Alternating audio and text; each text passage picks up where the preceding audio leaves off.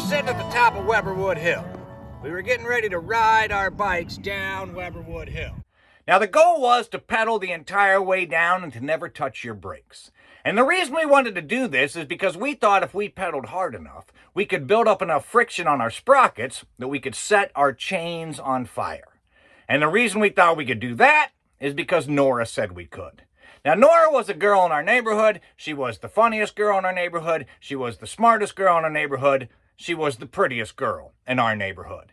And we were right at that age where boys start to think to themselves, well, if girls have cooties, maybe cooties aren't such a bad thing to have. So when Nora said stuff like, if you pedal hard enough, you can set your chains on fire, we were all like, okay, Nora, you're pretty. We'll do it. Which is not something that boys ever outgrow. So there we were at the top of the hill, all of us on our bikes. Oh, this is Sounds of the Mountain specific. You can tell because I'm wearing this shirt. Now, to be completely honest with you, I didn't want to set my chain on fire. I just wanted to know the kid who set his chain on fire. Because when I was growing up, whenever I was about to do something that might be, well, a little bit dumb, my dad would come running in the room and he would say, no, no, no, never cut glass with scissors. Dan Carlisle tried to cut glass with scissors. The glass broke. He cut his hand off. He was never the same afterwards. Or Dad would say, no, no, no, never tie your sled to a moving car. Dan Carlisle tied his sled to a moving car. The car stopped. Dan did, and he hit his head. He was never the same afterwards. Or Dad would say, no, no, no, never put a slug in your ear. Dan Carlisle put a slug in his ear. It ate his brain, and he was never the same afterwards. So I didn't want to set my chain on fire. I just wanted to know the kid who set his chain on fire, so I could say to my kids, no, no, no, never set your chain on fire. So-and-so set his chain on fire, and he was never the same afterwards. Now, here's the thing about Weberwood Hill. Weberwood Hill is the hill that I grew up on in some of my stories. And Weberwood Hill was about a mile from the top of the hill to the bottom of the hill. And the first third was almost straight up and down. And then it sort of flattened out a little bit at Claridge Circle, and the last third of the hill was even more straight up and down than the first third of the hill. And at the bottom of the hill was a curve that we called Dead Man's Curve. But now we know that children are much too sensitive for that sort of language, so we'd call it something like Wicked Timeout Curve. And if you missed the curve and went off the road, you went off a 14,000-foot cliff. It's filled in a little bit since I was a kid. And at the bottom of that cliff, there was a pool of inky black liquid. And our parents told us to never touch that liquid. They said if we touched that liquid, that it was so full of chemicals that it would just eat the flesh off of our bodies. And then they told us to never go swimming in that liquid. They said if we went swimming in it, there were mer creatures, mermaids and mermen that would rise to the surface and eat the flesh off of our body. And we thought, that doesn't make any sense because you already told us that the liquid would eat the flesh off of our body. So what are those poor mer creatures eating? But anyway, there we were, getting ready to go. And as I said, I just wanted to know the kid who set his chain on fire. I didn't want to be the kid who set his chain on fire. Now, my chief candidate was a kid named Elmore Lowfink. Now, here's what you have to know about Elmore. Elmore played t-ball for 2 years. You know what t-ball is, right? There's a stand. It's maybe 3 feet tall.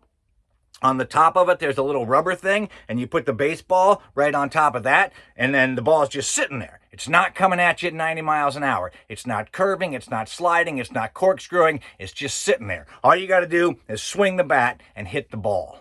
2 years, Elmore played t-ball.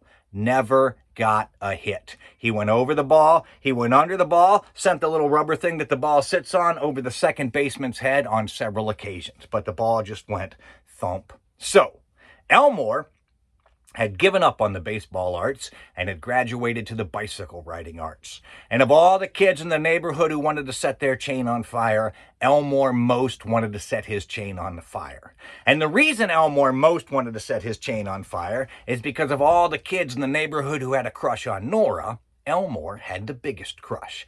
Elmore, and this is kind of gross, but Elmore wanted to date Nora. He wanted them to be boyfriend and girlfriend. He wanted to write her love poems that were like, Nora, Nora, how I adore ya. He wanted to stand beneath her window with a fiddle and serenade her. He wanted to go to prom with Nora. He wanted to get married to Nora. He wanted to have 1,000 children with Nora and live happily ever after the rest of his life with Nora. Now, Nora didn't feel the same way about Elmore. Nora thought if she had to spend the rest of her life with Elmore, maybe they could be neighbors if there was a house in between. But Elmore was sure that if he could set his chain on fire, he could win Nora's heart. So Nora said go, and we started off. Now, the goal again was to pedal the entire way, to never touch your brakes, and to be in 10th gear by the time you got to my house, the 4th house down the hill. So there we were, pedaling as hard as we could. Already kids were chickening out. They were like, oh, I believe I hear my mother calling me for the noon repast. I must return home. But we were going, and we weren't wearing safety gear. I got to tell you, kids, that I was born before safety was invented. We didn't have helmets. We didn't have nothing. We were just out there riding. In fact, when my daughter was little, she was probably 3-4 years old, I was putting her in that seat on the back of my bicycle, and I put her helmet on, and I put her little fingerless gloves on, and I put on her elbow pads, and her knee pads, and her shin guards, and a bulletproof vest, just in case, and I strapped her into the seat, and I was getting on the bicycle, and I swung my leg up, and bam! I kicked her right in the face. The only part of her body that wasn't protected. Now, that didn't really happen. I read that in Reader's Digest. But so, I want to cite it, and that, children, is how you cite a source. But anyway, we weren't wearing safety gear, but we had something that you didn't have. We had tough skin blue jeans. Tough skin blue jeans were made by the Sears Roebuck Corporation, and the sales slogan was, your children will outgrow them before they wear them out. And I'm the last of 5 children, so even by the time they got to me, they weren't worn out. And they had reinforced knees. You couldn't bend your knees when you were wearing a pair of tough skin blue jeans, so everybody walked around the neighborhood like they had just peed their pants. And then they came in myriad colors, but the main color was a dark, dark blue that we called peed your pants blue. So you never could tell which kids had and which kids hadn't. But they were bulletproof. You could be going down the interstate highway 80 miles an hour, 16 kids in the back of a pickup truck. That was totally legal back then. Your dad hits a bump, one kid goes flying out. He hits the asphalt. He's sliding across the highway. That kid would be fine as long as he kept just from his ankles to his hips on the highway. The only thing that could possibly go wrong is if you had one of those little metal rivets on your jeans and sparks started to fly out. If you were beside a tanker truck and the tanker truck was leaking, kaboom, it would explode. But you will be fine. Well, no, you would be gone from your ankles down and your waist up. But anything covered by the tough skin blue jeans would be fine. So there we were, going down the hill, pedaling as hard as we could. Elmore Lowfink was right beside me. I was in 10th gear. He was in 10th gear. We were pedaling as hard as we could. And I gotta tell you, that I was looking for dogs. Now, this is why I was looking for dogs, because my dad told me that the tires on those bicycles were so thin that if you hit a dog, you would cut the dog in half. And I know when he said that, he meant be careful, don't hit a dog. But have you ever been around an adult and they say something that they think is intelligent, information that they should be sharing with you? Okay, it's like this. You've seen adults, right? We're standing there. We're in our natural stance. We're just kind of like, and then we get an idea in our head. And it's like, boing, and it blossoms like a daffodil. And it's like, I'm a good idea. I'm a smart idea. Share me with a young person. And so we find a young person and we're like, young person. And we start to say this smart idea. And it's like smart, smart, smart in our head. And then it goes smart, smart, smart through our head. And then it goes smart, smart, smart out of our mouth. And by the time it gets to your brain, it goes dumb, dumb, dumb. So my dad said to me, don't hit a dog, you'll cut the dog in half. And what he meant was if you hit the dog in the side, you'll cut him in half. But all I could think about after he told me that was I want to hit a dog. And I didn't want to hit a dog in the side. I wanted to hit a dog in the nose, see if I could split it right down the middle. Now, children, of course that's not true. Do not try and hit dogs. And it's not that I don't like dogs. I love dogs. But maybe it could be a rabid dog, like an Atticus Fitch sort of thing. Read a book. So there we were, tearing down the hill as fast as we could. Now, Nora couldn't set her chain on fire because Nora, well, when Nora was born, we never knew why, but her legs didn't work. So Nora had been in a wheelchair her entire life. But she was the kind of kid that when she said to her parents, I am going to ride my wheelchair down the hill, They didn't say things like, "Oh, Nora, I think that would be a bad idea," because they knew her. They'd known her whole life, and they knew she was going to do it anyway. So they said things like, "Oh, Lordy, we better take a welding class." So they had welded her this like off-road, all-seasons four-wheel drive wheelchair. It had big steel bars framed around the top, like the inside of a NASCAR race car. And it had nets on the side windows, a plexiglass front window, and it had a handbrake so she could stop, big fat off-road tires. And because she didn't have a chain, she just put chains on the back of her wheelchair, and they would slap on the ground and sparks would come out from behind her. So she couldn't pedal, so she was a little bit behind me and Elmore because she was just relying on gravity. But we got down to Claridge Circle, where Weberwood sort of flattens out for a little bit, and now more kids were having, they were chickening out is what was happening. They were having mechanical difficulties. "Oh, I must pull to the side of the road and see what's wrong with my vehicle." So by the time we got to that last part of the hill, the part that's almost straight down, it was just me and Elmore right at the edge of the hill with Nora a little bit behind us. And I could smell hot metal. It was like standing next to an old radiator or a car that's just been turned off, and I thought maybe my sprocket or my chain was on fire. So I looked down. No, my sprocket wasn't even red hot, but I could still smell hot metal. So I looked over at Elmore's bicycle, and his sprocket was glowing bright red. There were heat waves shimmering off of it, bouncing off his tough-skin jeans, going up into the atmosphere, burning a hole in the ozone layer. And all of a sudden, whoosh! 80 feet of flame shot out from behind his bicycle. It was like the afterburner in a jet fighter. And he was so excited, he was screaming, "I'm on fire! I'm on fire! Nora, I'm on fire for you!"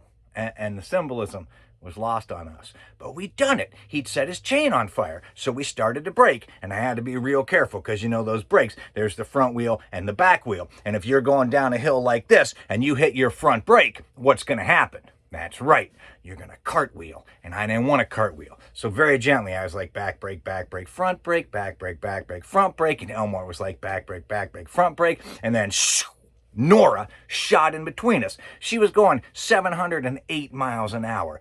Her brakes were out. She couldn't stop. She'd lost control. I didn't know what to do.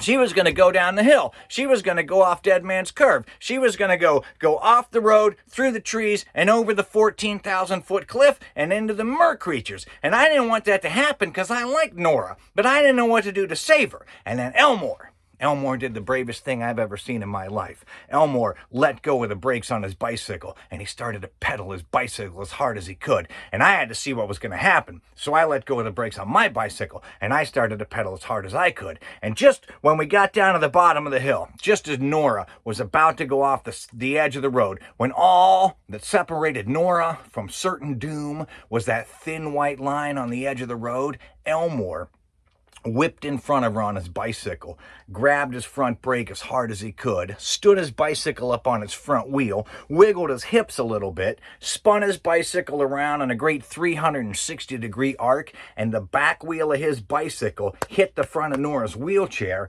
and knocked it back up the hill.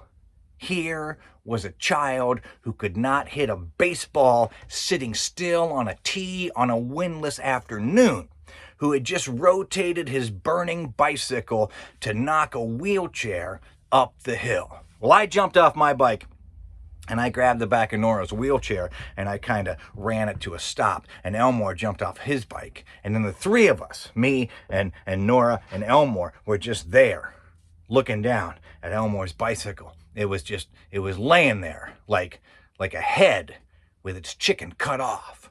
And it was just burning into the asphalt. It was just burning into the asphalt, and we stood there smelling the sweet asphalt fumes, which goes on to explain a few things. And when the bicycle was all gone, when there was nothing left but some molten ashes, some molten aluminum ashes, and some blisters in the asphalt, Nora looked up at Elmore, and she said to Elmore in that way that only girls can say things. It's a way that girls have to say things that can make boys do anything. And if you haven't found this voice yet, young ladies, you'll find it soon. And when you do find it, or if you have it already, All I ask is that you use it for the powers of good, because it's a tone of voice that girls can use that can make boys do anything. And Nora looked up at Elmore with a twinkle in her eye. And in that tone of voice, she said, Elmore, you can push me back up the hill. And he did.